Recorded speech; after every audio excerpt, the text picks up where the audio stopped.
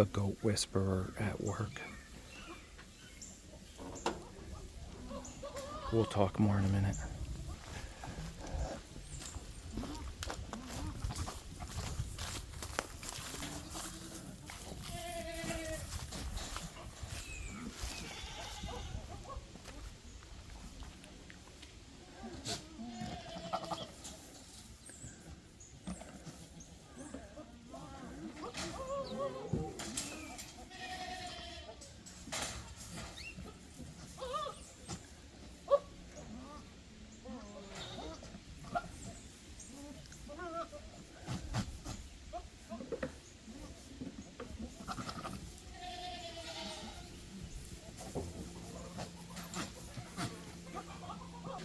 Let me explain a little. She's definitely in heat. She's in a standing heat, which means she stands and lets the boy do his job. Winston, our neutered boy, or weathered goat in the main barn here, he's our heat detector. He is able to mount her. She doesn't move. She's like, ooh, Winston, I like you. But she's known Winston for a very long time, 6 months plus. She's lived with him. Mufasa, the one she's with now, an actual intact buck, she's like, who the hell are you? I don't know you. So that's why they're doing those circles. She's like, I got to get to know you first. This is not one night stand. Like, can we go to dinner? Like, can we get to know each other? You're short, you're little, you got funny facial hair. Like, you're not Winston. So that's going on. That's a behavioral thing. She is definitely in heat though. And he is definitely ready, but he's short. So he can't really get up and make contact correctly. So there's a little step stool in there. Hopefully he'll figure out the step stool, and that gives him another 4 inches of height so he can make contact and deposit. If he doesn't, Liz will have to hold Fergie in the right area just so she's near the step stool. Not really holding her because she doesn't want to be bred, holding her because she needs to be near the step stool so he can make contact. But we tried earlier. Oh, hang on. There we go. We tried a little earlier with the 4 of us, me, Liz, Fergie, and Mufasa. And because it's such a new experience for Fergie, it's the first timer. If she gets bred next in March, it's now October. In March, she'll be 2 years old. So we breed at about 1.5 years. She'll have her babies at about 2. So this is her first time. She's never been bred before. She doesn't really know what's going on. So we got to give her some time to warm up to Mufasa. Right, ladies? These are the retired ones. Well, most of them are retired. She is technically retired, but she's also the same age. She's just not breed material. You got to breed quality, not quantity. And this year we're only breeding 8.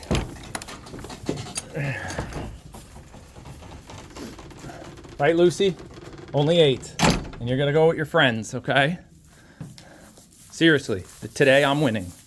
Let me explain. For a while there, Lucy was coming out for special treatment, special grain, same grain as the other girls, just coming out all by herself. She was faking that she was getting really old and that she might have to go into what we call hospice care. Because the goats, if we decide to keep a goat, if we decide to keep one, it stays forever. We don't just get rid of the goats when they don't produce milk anymore for our soap. And the babies stay with mom for almost 12 weeks, if not more. I think last year it was 16 weeks. So we operate a little differently than a typical large operation goat farm. Plus, these are a lot of neutered boys. They just mow the lawn. They're cute. They're pets. Some of these are retired girls that had babies for a couple years. We retire at about 7-ish years old. I say ish because I'm not in charge of all that. So, but about 7-ish. So that means they can only breed at 2, 3, 4, 5, 6, and 7. No, 7's too old. I think it's 5 years. That's it. And then after that, they just live from 7 to, about 10, 11. They get a couple years of just retirement. Hanging out, eating hay, eating the grass, stuff like that. So Fergie, the one getting bred today, is a first timer. And sometimes first timers, they have to go in with the boy a few times to get to know him and the process. I'm gonna throw some hay through that door because I forgot to do it. While I do that, I'll put you guys over here and then I'll bring you guys your grain, okay? I'll be right back.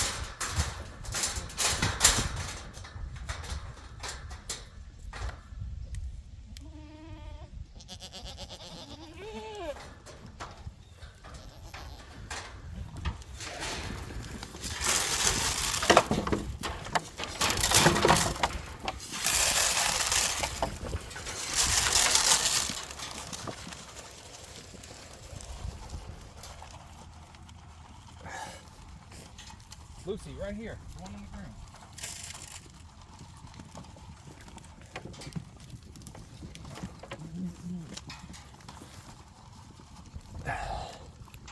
Oh, the sun.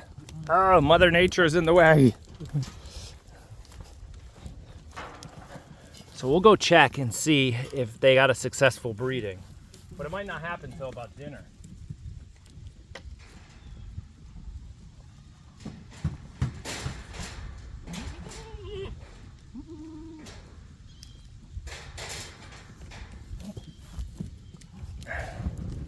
All right, so yeah, that gives you a high level of what's going on around here. As for some of our soap making, we got that collaboration going on with the Arms family. We're almost done with that. I got a couple hundred more soaps to wrap today, and then we'll be done, and that'll be off our plate.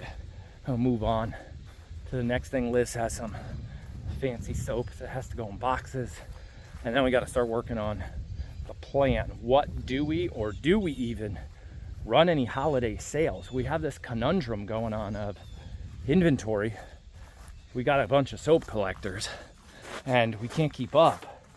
And usually in business, higher demand means higher prices, but we don't want to raise our prices too high to put them out of, you know, we just need it to be profitable, right? To run the business, run the farm, run the family, stuff like that.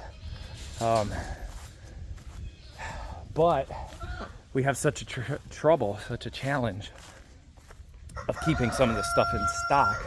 So we're just working on holiday sales. What do we do?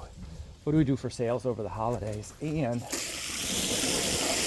other things that are very popular during the holidays, like our calendar. We launch a calendar every year with a bunch of pictures of our goats. And yes, that is coming back, but we still have to make it. Well, not we, Liz. Liz is the genius behind that calendar.